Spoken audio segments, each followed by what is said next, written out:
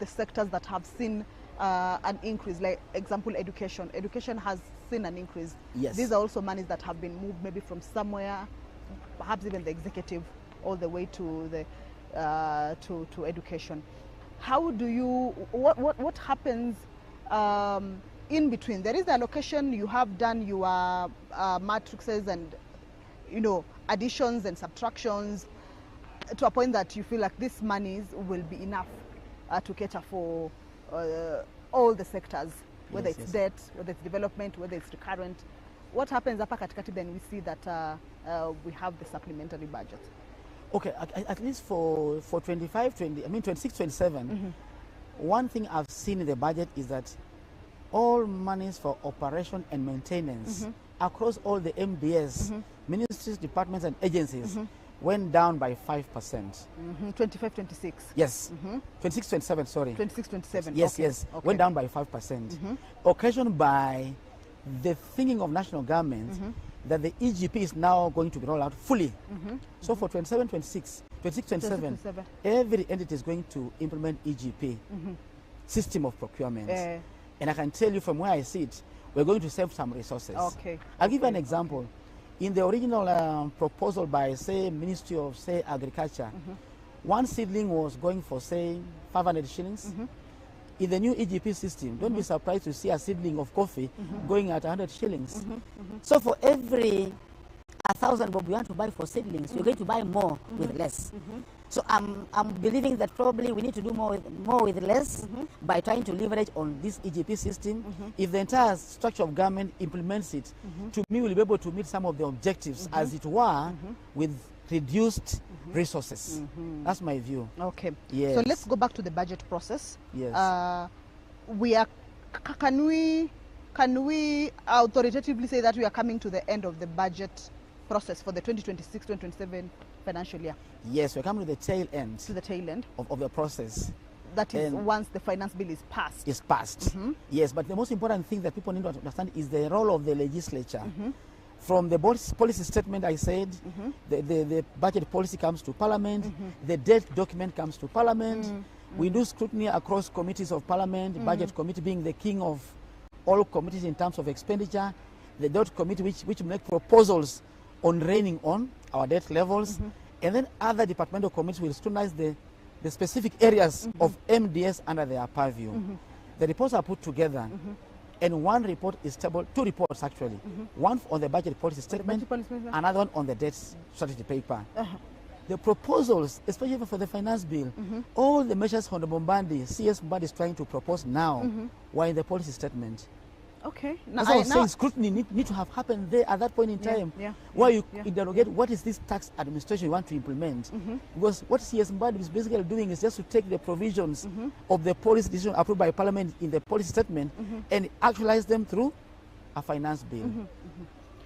Take us through this budget policy statement. Yes. Kama hapa Wakenya wengi walipitwa. Walipitwa? They missed the occasion. It's usually out by Feb. By Feb.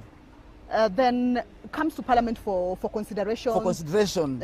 And debate and all that. Exactly. But there is no mwananchi hajui hapo. Yes, and we usually send notices for public participation. Tunaita wananchi wakuja waangalie and make proposals on expenditure cutting areas, revenue raising areas. And we rarely get a lot of information in that regard. So the best we can do is to have the information that is available and advise the committees of Parliament, and they pass it. So essentially, to me, Kenyans must focus on the budget policy statement. Otherwise, by the time the books come in April, both the estimates for revenue and expenditure, the train has left the station.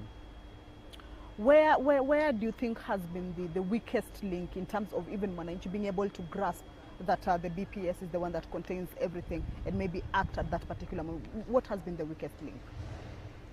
Probably because Treasury does its own public participation on the budget policy statement, but as a Parliament, I think we want to use more mashinani strategies, you know, constituencies, perhaps to publicize even more. We've been trying to do newspaper adverts, but I think going forward, we might want to think of a way of making sure that document reaches the people down, you know. Others, the way it is, once we but again, Daktari, you realize that this is information that perhaps needs to also be broken down for the public to be able to understand and be able to grasp what exactly it entails, because most of the times when it comes from the Treasury, comes to Parliament, the debate that happens with the legislators is what also Mwananchi is also able to follow and be able to understand. And of course, when we get also experts to be able to understand, how easy do you think perhaps Parliament can be able to break down this particular information for Mwananchi to be able to... I think just the way we do an explainer. Right now, if you go to the Parliament website and the social media pages, you'll see a stylized version of the finance bill. I think now going forward, we might think about trying to do a simple explainer of the policies contained in the budget policy statement. What we do as a budget office is we do an unpacking. Probably it's a bit bulky. So I think going forward, we just want to introduce a new document called BPS Explainer. And then send it out there for the common Mwananchi to know the implication of what the proposals are obtaining for that particular financial year and the medium term. Because when it comes to Parliament, can it also be amended, or is it usually like a cast on stone document, or can it be Parliament amended? has the powers of amending. When you go through the schedule of budget policy statement for 26-27, we push money to Order General, increase the ceiling for judiciary, amid this, elections and so on. So actually, Parliament has the power of changing the ceilings proposed in the budget policy statement emanating from the Treasury. And that's why probably involving the public is a pivotal, issue we need to really consider deeply and ensure that that document reaches the common Mwananchi down there, the way the finance bill process has happened. I think it's something we need to also upscale. Just in a nutshell, what does the budget policy statement usually contain? The one that you say that Mwananchi should be able to grasp. Is it the policies that later on form the revenue raising measures? Is it the policies that later on inform what budget shall be adopted? Or what are these policies that are normally contained in the budget policy statement? Yes, in a nutshell. Number one, it has the resource envelope for the following year, for 26-27, for instance. The resource envelope. In there, it has revenue proposals and the policies driving revenue, which is going to inform the finance bill. So if when you open the BPS, the policy statement, you'll see the proposals, the engineering business process, the quest by government to amend specific laws, improving tax administration, all those proposals are actually there. Yes, that's number one. Number two, it also contains a proposal of money going to counties, both conditional and non-conditional. Third, it contains a proposal of money to equalization funds. Fourth, it contains all expenditure proposals for the following year, 26-27. Yes. So actually that is the budget, in my view. It's a snippet of what is likely to come in the budget for 26-27. Yes. Okay. Yes. So from where you sit, you feel like the public out there does not interact with it so much efficiently. Because when you look at the ceilings in the current budget estimate for 26-27, compare with what the House approved in the budget policy statement, they are nearly 1-to-1, other than minor variations. So basically, Treasury has tried to adhere to the resolution of the House approved in the month of March in the budget policy statement. Okay. Yes, yes. Okay. Yeah. So let's continue with the budget process. Tumefika September. Tumefika September, ilikuwa budget review outlook paper. Yes, the outlook December, paper. They produced sector reports. In February, we had the budget policy statement. From there, once the House, the National Assembly, approves the budget policy statement, the following day we publish the division of revenue. Because they have determined the vertical allocation of money going to counties and what remains at national level. We publish the division of revenue. Of course, this time it has a bit taken some time. It has taken time. But ideally, we need by end of March, we are done with the division of revenue bill. Which actually National Assembly, by around mid-March, end of March, we had finished the division of revenue and sent to the Senate. But of course, the law provides for mediation. It took a little longer to resolve the monies that are going to counties. So we publish division of revenue. Immediately, ideally, once the division of revenue is passed, you publish a county allocation of revenue bill from the Senate. We can now divide the share of money that is going to counties. Yes. Okay. Yes. So by the time we get to the budget policy, this one has already been catered for and completed. Yes. Now in the month of April, once we pass the policy statement, the National Executive will know how much they have in terms of their own share. That's Parliament, Judiciary and Executive. Yeah. Then wanaenda wanapewa, they are given money to go and now do the detailed budget, yep. which comes end of April, plus a finance bill plus now. A finance bill. Yes, okay, yes. Okay. And also that's the one that is being considered at the also committee of the supply, now where the monies shall be going into the different programs or... Yes. Now once it comes in the month of April, all departmental committees take their budgets based on the provision of the standing orders in terms of the mandate of the committee. I hope we're together. Yes. Then the budget committee picks Article 221, subsection 4 and 5, which says that National Assembly shall go to the public and seek views. So as the process of committees is going on in the departmental committees, the budget committee goes to the public. We went to 16 counties, right? Yep. To seek views on expenditure. So members of the budget committee divided themselves into those particular areas, and we did visit 16 counties to pick proposals of the areas that was left out during the budget preparation. And I can tell you, if you open the report of the committee now, there's a schedule of allocation of projects that we got views from the public, which is going to be implemented for 26-27 financial year. Yes, financial year. So the two processes are actually running concurrently. Budget committee wameenda kwa wananchi.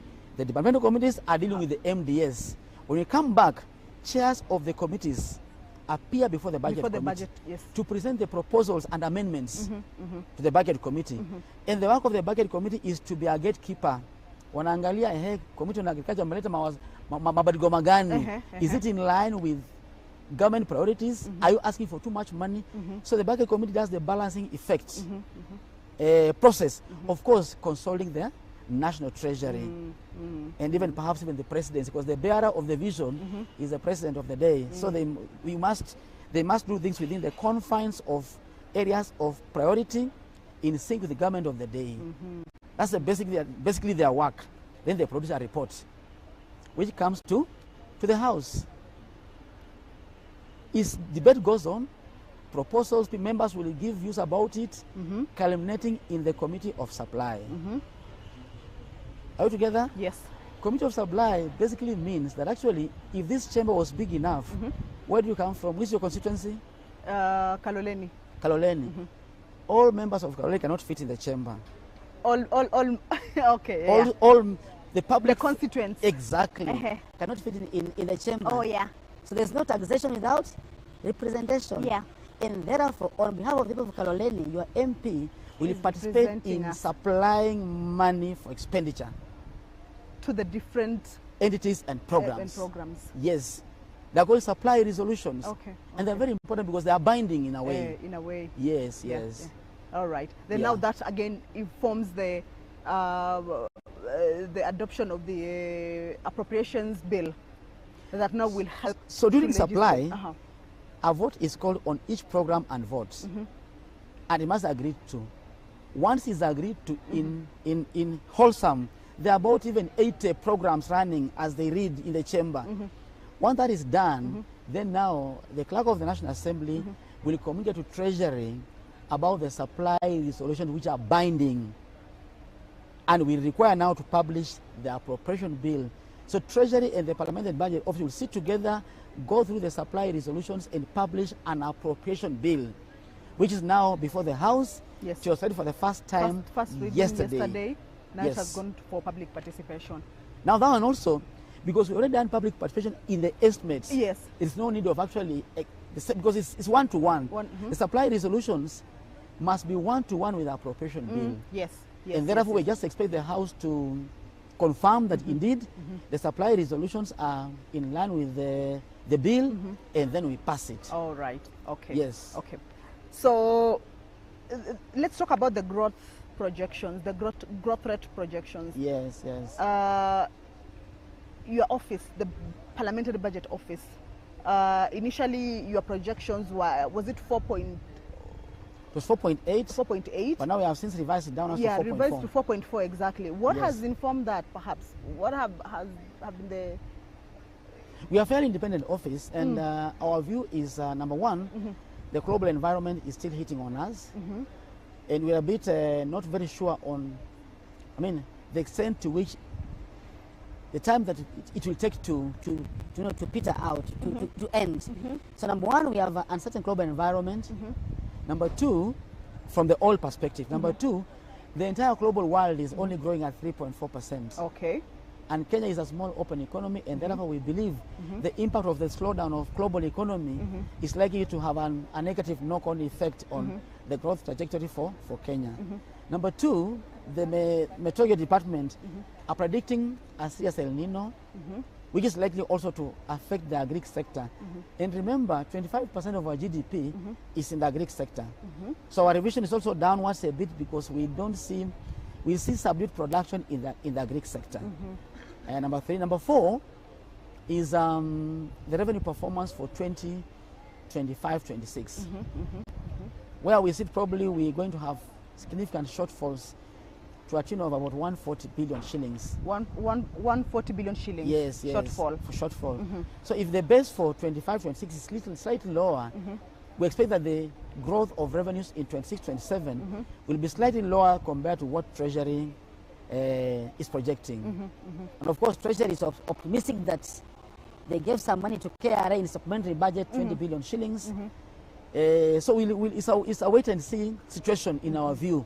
Yes. Okay. The Parliamentary Budget Office projections are 4.4%. Yes. Treasury has its own projections. 5%. 5%. Yes. Why though are you not working in sync? Perhaps. Then which one do we go by? Which one do we put our eyes on? Of course, you put on the eyes on for Treasury, but we are a very independent office, and our view is actually to inform members of Parliament, legislature at large. Exactly. Yes. So we are fairly cautious in our approach, that we better, have modest growth projection. Even if they meet, they overachieve it, the better for us. So ours is, our assumptions are very cautious.